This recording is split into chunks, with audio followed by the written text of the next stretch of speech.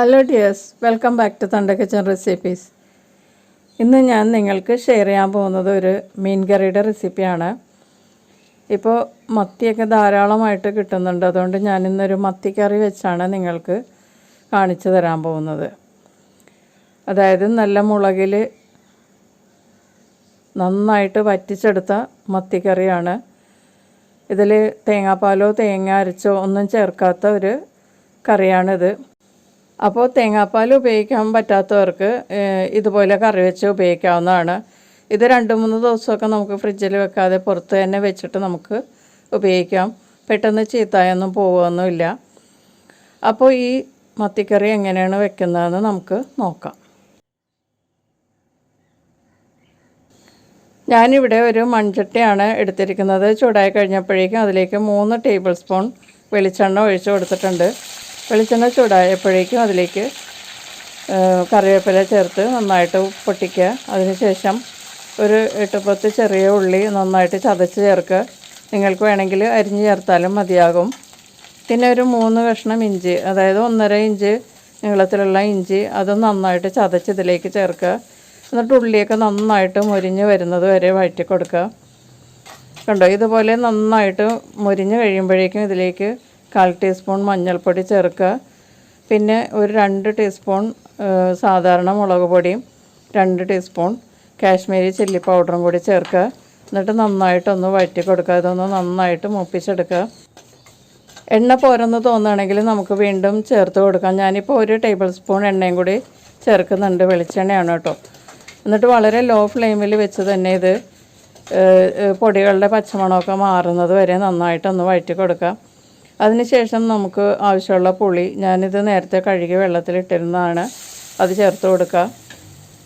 നിങ്ങളുടെ ആവശ്യത്തിനുള്ള പുളി ചേർക്കുക. ഞാനിപ്പോൾ എൻ്റെ ടേസ്റ്റിനനുസരിച്ചുള്ള പുളിയാണ് ചേർത്തത്. അപ്പോൾ പുളിയ വെള്ളം ഈ അരപ്പിൻ്റെ കൂടെ കിടന്ന് നന്നായിട്ട് വറ്റുവോളം കുക്ക് ചെയ്യുക. അപ്പോൾ എണ്ണയൊക്കെ തെളിഞ്ഞ് വരുന്ന സമയത്ത് നമ്മളിതിലേക്ക് ഉപ്പ് ചേർക്കുക. കറക്റ്റായിട്ട് ഇടാൻ അറിയില്ലാത്തവരാണെങ്കിൽ ആദ്യം കുറച്ച് ചേർത്തിട്ട് പിന്നെ നമ്മൾ അവസാനം ടേസ്റ്റ് നോക്കിയിട്ട് പോരാത്തത് ചേർത്ത് കൊടുത്താൽ മതിയാകും. അപ്പോൾ പുളിവെള്ളമൊക്കെ വറ്റി അരപ്പ് നന്നായിട്ട് മൂത്ത് കഴിയുമ്പോഴേക്കും ഇതിലേക്ക് ഗ്രേവിക്കുള്ള വെള്ളം ചേർത്ത് കൊടുക്കുക. ഞാനിപ്പോൾ 1.5 കപ്പ് വെള്ളമാണ് ചേർക്കുന്നത്. അപ്പോൾ മീൻ കഷ്ണങ്ങളൊക്കെ വെന്ത് നന്നായിട്ട് വറ്റി വരുമ്പോഴേക്കും ഇത്രയും വെള്ളത്തിൻ്റെ ആവശ്യം വരും. അപ്പോൾ 1.5 കപ്പ് വെള്ളം ചേർത്ത് നന്നായിട്ട് മിക്സ് ചെയ്തതിന് ശേഷം മൂടി വെച്ച് ഈ അരപ്പൊക്കെ ഒന്ന് തിളക്കുന്നത് വരെ വെയിറ്റ് ചെയ്യാം. നന്നായിട്ട് തിളച്ച് കഴിയുമ്പോഴേക്കും തുറന്ന് ഒന്ന് മിക്സ് ചെയ്തിട്ട് നമുക്ക് ഇതിലേക്ക് മീൻ കഷ്ണങ്ങൾ ചേർത്ത് കൊടുക്കാം. നന്നായിട്ട് തിളച്ച് നല്ല എണ്ണയൊക്കെ തെളിഞ്ഞ് വന്നിട്ടുണ്ട്. ഇനി നമ്മൾക്ക് ഇതിലേക്ക് മീൻ ചേർത്ത് കൊടുക്കാം. ഞാൻ 500 ഗ്രാം മത്തിയാണ് ക്ലീൻ ചെയ്ത് വെച്ചിരിക്കുന്നത്. അതിപ്പോൾ ഇതിലേക്ക് ചേർക്കാം. നിങ്ങൾക്ക് ഈ മീൻ അല്ലെങ്കിൽ വേറെ ഏത് മീനും ഇതുപോലെ കറി വയ്ക്കാം കേട്ടോ. നിങ്ങൾക്ക് അവൈലബിൾ ആയിട്ടുള്ള മീൻ വൃത്തിയാക്കിയിട്ട് ഇതുപോലെ അരപ്പുണ്ടാക്കിയിട്ട് കറി വയ്ക്കാം. വളരെ നല്ല ടേസ്റ്റുള്ള കറിയാണിത്. ചോറിൻ്റെ കൂടെ ഇതൊരു കറി മാത്രം മതി. വളരെ നല്ല ടേസ്റ്റാണ്. പിന്നെ പ്രത്യേകിച്ച് മത്തിയാവുമ്പോൾ കുറച്ചുകൂടി ടേസ്റ്റ് കൂടും. ഇനി നമുക്കിതിലേക്ക് ഒരു വലിയ തക്കാളി ഇതിലേക്ക് സ്ലൈസ് ചെയ്ത് ചേർക്കാം. തക്കാളി ചേർത്താൽ ഈ ഗ്രേവിക്കൊക്കെ നല്ല ടേസ്റ്റും ആയിരിക്കും. ഗ്രേവിക്ക് നല്ല തിക്നെസ്സും ഉണ്ടാവും, നല്ല കുറുകിയിരിക്കും ഗ്രേവി. അപ്പോൾ ചോറിലൊഴിച്ച് കഴിക്കുകയാണെങ്കിൽ നന്നായിട്ട് ചോറിൽ പിടിക്കുകയും ചെയ്യും. അല്ലെങ്കിൽ ലൈറ്റ് ഗ്രേവി ആണെങ്കിൽ ചോറിലിങ്ങനെ ഒഴുകി കിടക്കില്ല. ഇതിപ്പോൾ അങ്ങനെയല്ല, നന്നായിട്ട് ചോറിൽ പിടിച്ചിരിക്കും. അപ്പോൾ ചോറ് കഴിക്കുമ്പോഴേക്കും നല്ല യമ്മിയായിട്ട് നമുക്ക് കഴിക്കാൻ പറ്റും. ഇനി നമുക്കിത് മൂടി വെച്ചിട്ട് ഒരു 10 മിനിറ്റ് ലോ ഫ്ലെയിമിൽ കുക്ക് ചെയ്യാം. ഇടയ്ക്കൊന്ന് തുറന്നിട്ട് ഒന്ന് ചട്ടി ചുറ്റിച്ച് കൊടുക്കണം കേട്ടോ, അല്ലെങ്കിൽ ഇതിൻ്റെ അടിക്ക് പിടിക്കാൻ ചാൻസ് ഉണ്ട്. ഇപ്പോൾ ഒരു 5 മിനിറ്റ് കഴിഞ്ഞിട്ടുണ്ട്. ഞാനിതൊന്ന് ചട്ടി പിടിച്ച് ചുറ്റിച്ച് കൊടുക്കാൻ പോവുകയാണ്. നിങ്ങൾ ഇതുപോലെ ഇടയ്ക്ക് ഒന്ന് ഇതുപോലെ ചുറ്റിച്ച് കൊടുക്കണം. 10 മിനിറ്റ് വേണം ഏകദേശം ഈ മീനൊക്കെ ഒന്ന് വെന്ത് ഈ ചാറൊക്കെ ഒന്ന് കുറുകാനായിട്ട്.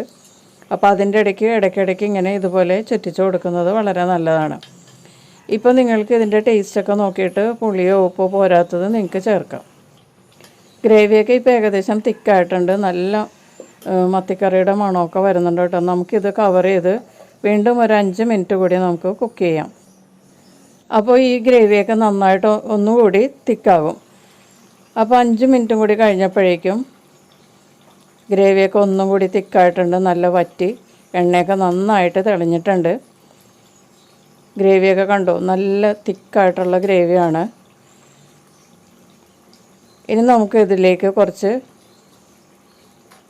വേപ്പില ചേർത്ത് കൊടുക്കാം. നമ്മൾ കേരള സ്റ്റൈലിൽ വെക്കുമ്പോഴേക്കും വേപ്പില ധാരാളം ചേർക്കാറുണ്ട്. ഇതിനിടയ്ക്ക് നിങ്ങൾക്ക് വേണമെങ്കിൽ വേപ്പില ചേർത്ത് കൊടുക്കാം കേട്ടോ. ഞാനിപ്പോൾ ആദ്യം ചേർത്തത് കൂടാതെ പിന്നെ ഇപ്പോഴാണ് ചേർക്കുന്നത്. കുറച്ച് ലാസ്റ്റ് ഞാൻ സ്റ്റൗ ഓഫ് ചെയ്ത് ഇതിലേക്ക് കുറച്ച് വേപ്പിലയും കൂടി ചേർത്തതിന് ശേഷം നമുക്ക് മൂടി വെച്ചിട്ട് 5 മിനിറ്റ് ഇങ്ങനെ മൂടി വെക്കണം. അതിന് ശേഷം നമുക്ക് എപ്പോൾ വേണമെങ്കിലും സെർവ് ചെയ്യാവുന്നതാണ്. അപ്പോൾ നമ്മുടെ വളരെ ഡെലീഷ്യസ് ആയിട്ടുള്ള മത്തി മുളകിട്ട കറി റെഡി ആയിട്ടുണ്ട്.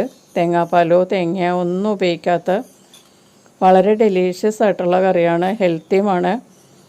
എല്ലാവർക്കും കഴിക്കാം ഇത്. പിന്നെ കൊളസ്ട്രോളൊക്കെ ഉള്ളവർക്കും ഇതുപോലെ കറി വെച്ച് കഴിക്കാവുന്നതാണ്. അപ്പോൾ വളരെ സ്വാദിഷ്ടമായ ഈ മത്തിക്കറി എല്ലാവരും ട്രൈ ചെയ്ത് നോക്കുക. ചോറിൻ്റെ കൂടെ വളരെ നല്ലൊരു കോമ്പിനേഷനാണ്. നമുക്ക് വീണ്ടും മറ്റൊരു റെസിപ്പിയിൽ കാണാം. Thank you.